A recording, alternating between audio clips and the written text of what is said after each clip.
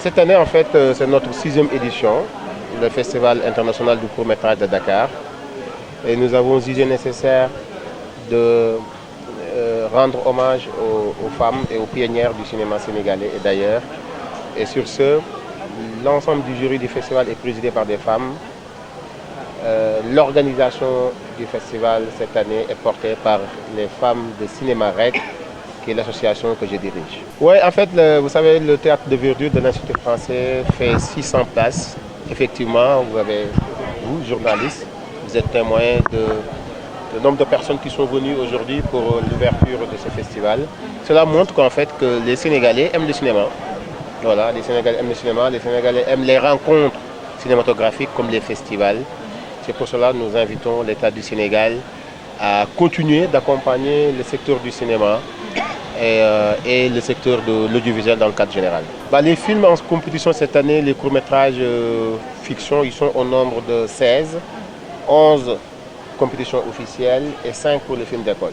Les sujets abordés, il y a plusieurs sujets abordés, parce que c'est les réalisateurs qui viennent de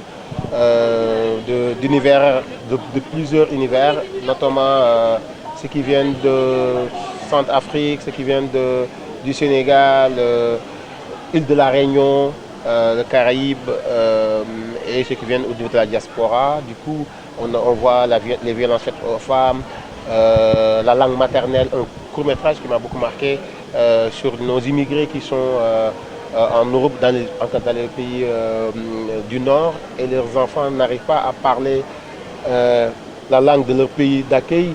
Et ils les exigent à parler en fait leur langue et leur interdisent de parler leur langue maternelle. Ça, c'est un film qui m'a beaucoup marqué dans la sélection. Les critères de sélection, nous avons mis en place un comité de sélection composé de journalistes, réalisateurs, scénaristes, producteurs. Et les critères, c'était déjà sur le plan technique, que le réalisateur ou la production maîtrise cette partie-là. Et le deuxième point, c'est le jeu d'acteur et la lumière. Nos attentes, c'est déjà on l'a réussi ce soir, c'est que le public sénégalais s'approprie de Dakar Court et ça commence petit à petit. Il y a plusieurs récompenses. Il y a le Grand Prix Dakar Court avec 1,3 million avec trophée. Il y a le prix national Annette May d'Erneville, 1,3 million aussi. Il y a le prix de la meilleure interprétation féminine pour les actrices, meilleure interprétation masculine pour les acteurs, et le prix de la mise en scène scénario qui porte le nom d'Ababakar Sam Maram, et le prix de la francophonie. Mais en dehors de ça, il y a le jury critique qui honore la meilleure production journalistique.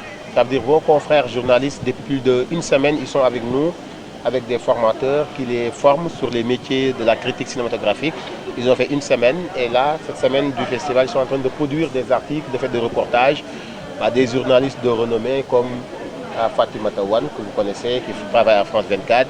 Elle va lire les productions de vos confrères et lors de la soirée de clôture, son jury va décerner le prix du meilleur journaliste critique de cinéma Dakar pour 2023.